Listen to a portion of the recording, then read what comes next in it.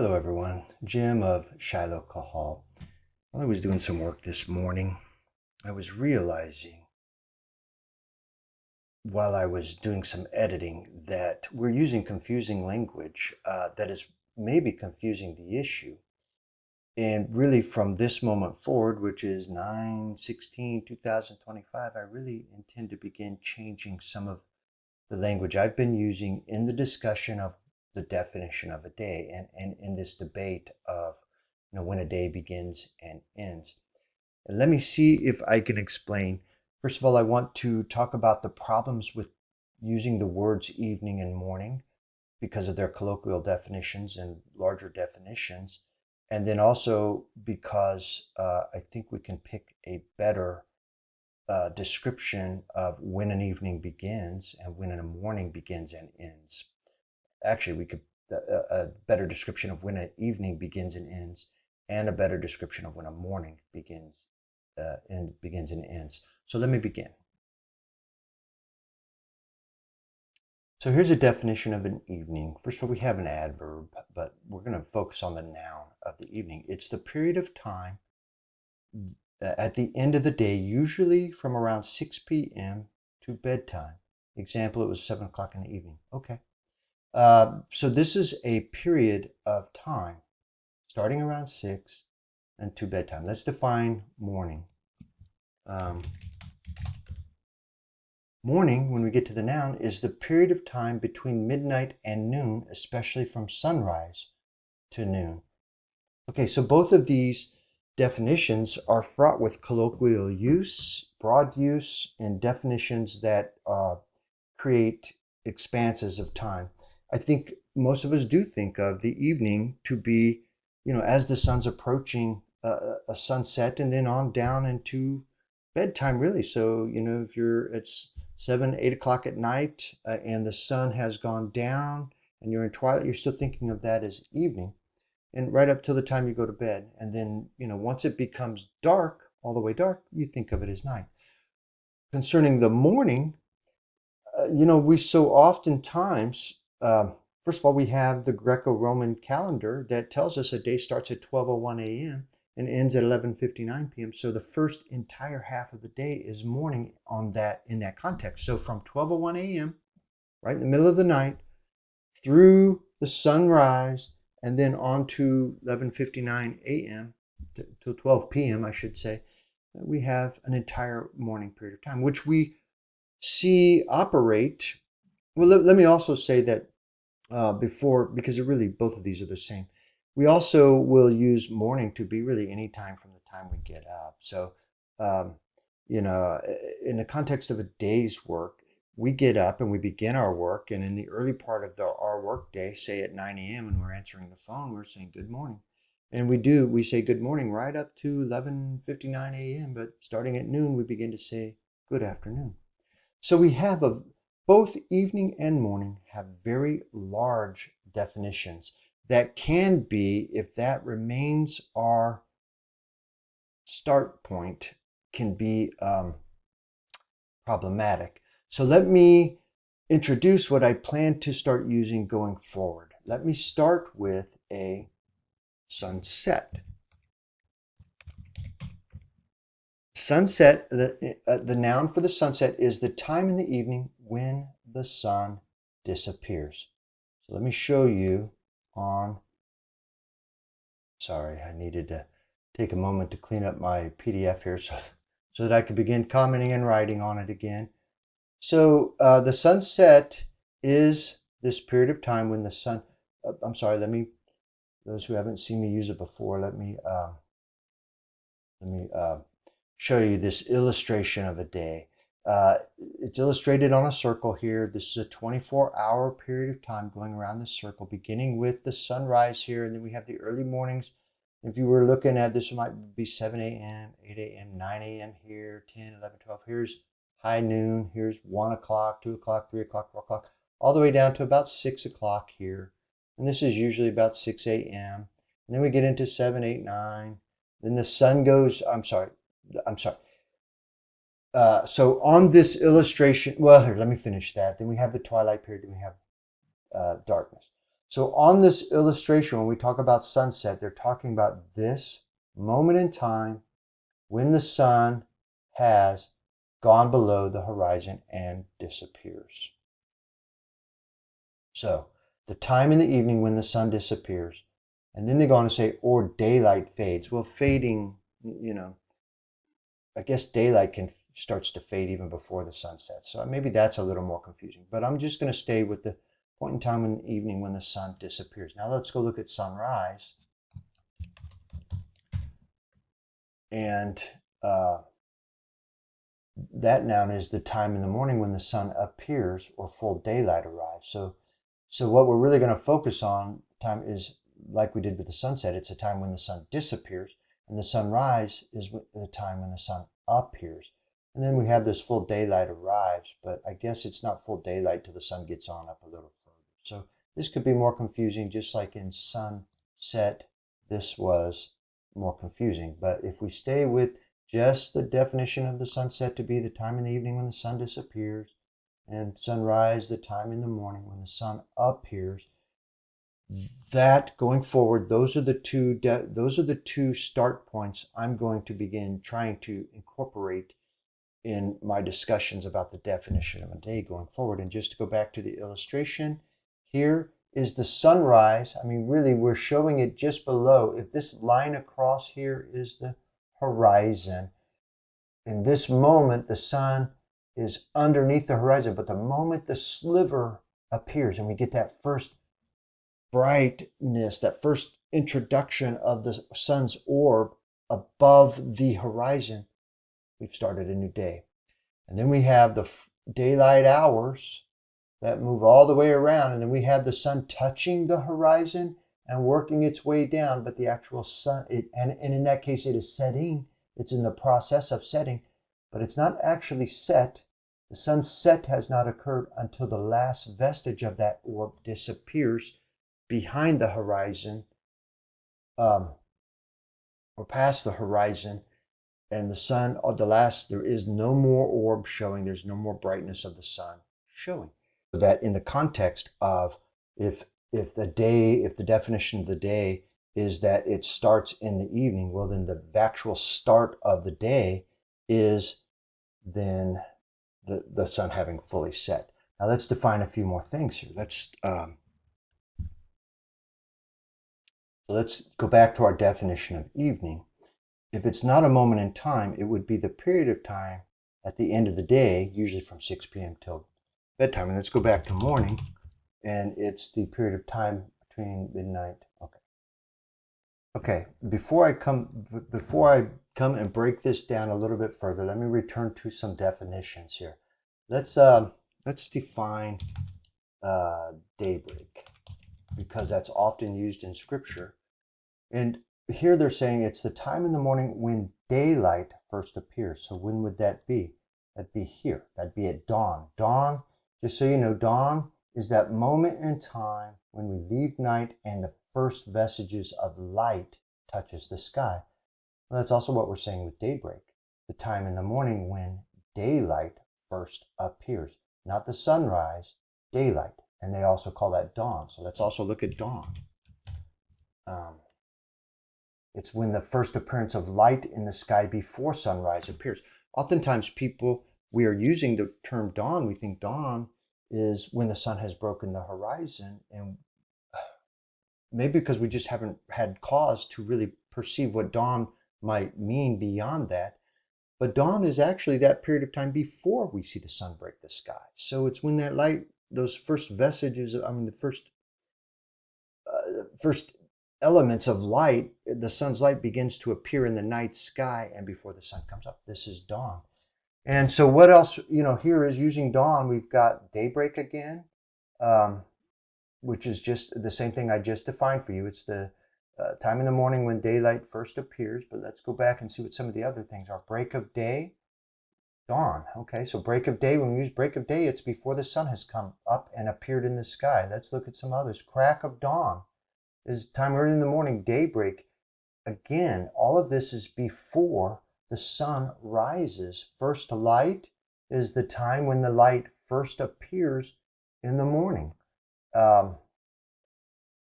Okay, so let's go back to sunrise because this is the only one that talks about when the sun first appears. So on the picture, on this illustration that I've got here is, if you can see this, we've got the sun here at the point of dawn, which means that dawn is still below the horizon, but it begins to affect the sky as it approaches where we're at, and its light begins to fill the sky. And so we have this twilight period of time. We call this twilight. We call it dawn. We call it daybreak. We call it, what else did we see? Start of the day. Actually, that was not one of them, but you get the idea. This is, now I'm going to also say that in the context of Genesis, I think this may also be the morning that it refers to, which is the coming around of the sun. We get into the twilight hours and all the way to the point where the sun first breaks the horizon, at which time we start the new day. Okay, so let's come back to a definition of sunset here. And sunset means that time in the evening when the sun disappears. But here are some of the definitions associated with it. Let's go to dusk. Dusk is the darker stage of twilight. Well, we need to go to twilight because twilight is a soft glowing light from the sky when the sun is below the horizon, caused by the reflection of the sun's rays from the atmosphere. Okay, period or state of obscurity. Okay, that's not what we're talking about. It's that soft glowing light from the sun when the sun is below the horizon. So the twilight starts once the sun has crossed the horizon. Let's look at nightfall, the onset of night, dusk. Let's go see if we can find dusk. What is dusk? Dusk is the shadowy dim. Okay, so it's the darker stage of twilight. It's that period of time, and I'm going to show you on our illustration of a day in a moment. Let's go back. Here is close of day. Oops, would be the end of. Okay, that's got other meanings to it. We won't go there. Dark. Again, too much definition there for our purposes. But let's go to our photo and let's go back to sunset, which is the beginning of it all, when the sun disappears and daylight begins to fade. So here we have, just if you can follow me on this illustration, we have the sun going through the course of the day. We have the afternoon, then it approaches. The sun is just above the horizon. It hits the horizon, begins to go past the horizon, and the sun is setting. And then it goes below the horizon, and we have sunset, and we begin the twilight period.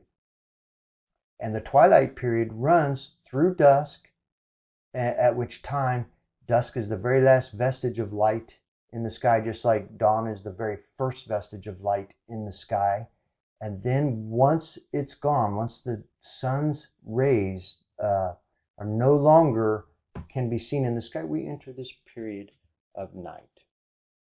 And here's another quick illustration of what that might look like. Here we have the sun setting, and then we have a civil twilight, nautical twilight, astronomical dusk. That then moves us into night.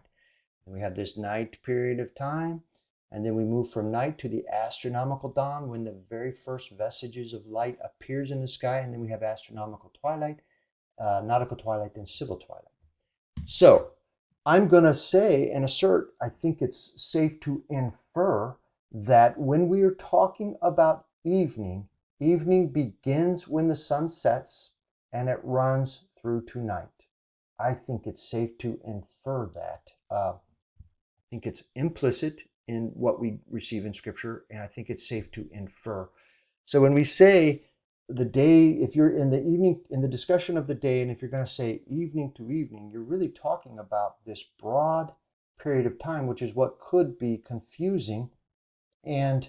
But it does begin with the sunset. So the moment in time when, in an evening to evening discussion, the moment in time when the day should begin is when the sun has set, just set.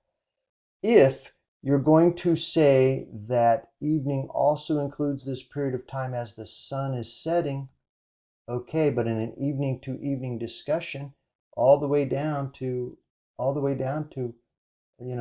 even while it's setting, all of that, If you want to, especially in respect to Leviticus 23:32, assume that when it says on day 9 at even, that we're moving the definition of evening up into the previous day at the end of the day. Okay, but you then need to, that would predate the start of the day.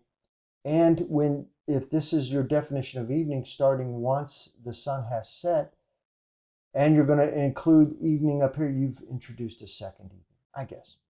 Let's move over to morning. I think in the discussion of morning, I need to, in this discussion of a day, try to be more specific about morning, because I think morning, when we get to Genesis, I think morning, when it says, and then there was evening. First of all, we have the end of the day in Genesis. Here we have all the activity of the day, and then there was evening, and then there was morning. Day 1 is how Genesis 1 reads. So at the end of the day's activity, then there was evening here, and then we have night. It doesn't mention night, but we do get to. Then there was evening, then there was morning, day 1. And I think this last period of time, just before the sun breaks, is the last part of the previous day. Day 1 in the Genesis account, the last part of day 9 in the Leviticus account, the last part of day 14 in the Exodus account. Because as soon as the sun breaks the sky, we are in the next day. We're in day 2. We're in day 7. We're in day 10. We're in day 15 of those various accounts when the sun breaks. Okay, so let's see if I can summarize this. Going forward, because morning could run from here to there. Here's midnight, 12:01 a.m., running all the way through till 11:59 a.m. Could, but we don't want to do that anymore. I don't want to introduce that anymore. Colloquially, morning could also be this early part of the day thing. But specifically, I'm going to start referring to this twilight period, if I can, this twilight period, this daybreak period, this dawning period as morning. And then I'm going to start trying to refer to the start of the day as sunrise. And then we're going to have the day's activity. Then we're going to have sunset. And then we're going to have evening, starting with the sunset through the twilight period, through to dusk, and then into night.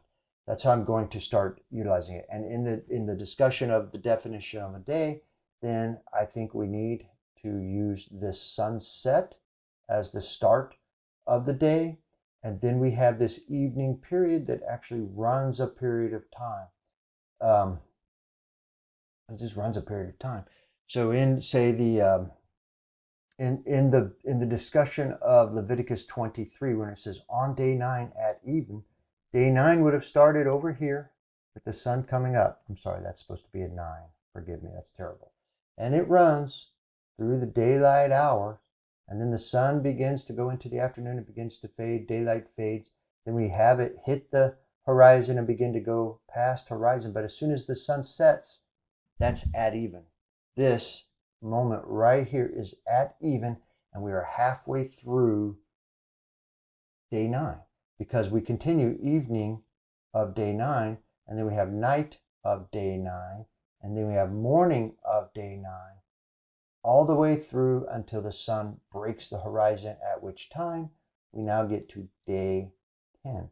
So when it says on day 9 at even, right in the middle of day 9, we are to begin our Sabbath, and we're going to continue our Sabbath from this evening all the way through the night. So the first thing we're going to do on our Sabbath is, most of us anyway, sleep. And we're going to, when we wake, because it's, twilight in the morning, daybreak, dawn, and the sun comes up and we are waking. Well, when we get up, we do not work. We are in the midst of our Sabbath. And we continue to not work all during these daylight periods of time, because we are running the Sabbath from evening to evening. So we're continuing our Sabbath. We're continuing our Sabbath all the way down to here again, right in the middle of day 9. So we've run our Sabbath, started our Sabbath at even on day 9, run it through the night, through the day, all of the daylight periods to the twilight, at which time the Sabbath, at least the explicit instruction of the Sabbath, ends. Now, I suppose on day 10, when the sun sets and we go into twilight, since there's no explicit instruction to not work, I guess you could maybe go to work and try to justify yourself with the fact that, hey, man, evening, we're at evening, so I can begin to work on day 10. You could with the explicit instructions from day 10, but the safe and maybe the inferred and maybe the implicit instruction is, since the work period, this daylight period when work is done, that Yahushua says, in the daylight we do our things, at night we're supposed to be sleeping. Well, so when the sun sets and we enter evening, well, usually we're winding down. We're having dinner. We are, conversing with our family, doing whatever we do in the evening, and then we go to bed. And the second part of day 10, we are really asleep, and we're asleep until almost till day 11 begins. So really, in practical terms, we would keep our Shabbat throughout all of day 10. Having started it in the middle of day 9 at evening, we would have kept it certainly through the first half of day 10, which is the entire daylight period before sunset. And then in practicality, we probably kept it overnight as well. Okay, so just to reiterate, and to summarize, going forward, the two competing definitions of a day is sunrise, from sunrise to sunrise, which has been being called morning to morning, versus at sunset to sunset, that we've been calling from evening to evening. Thank you, and may you be Baruch.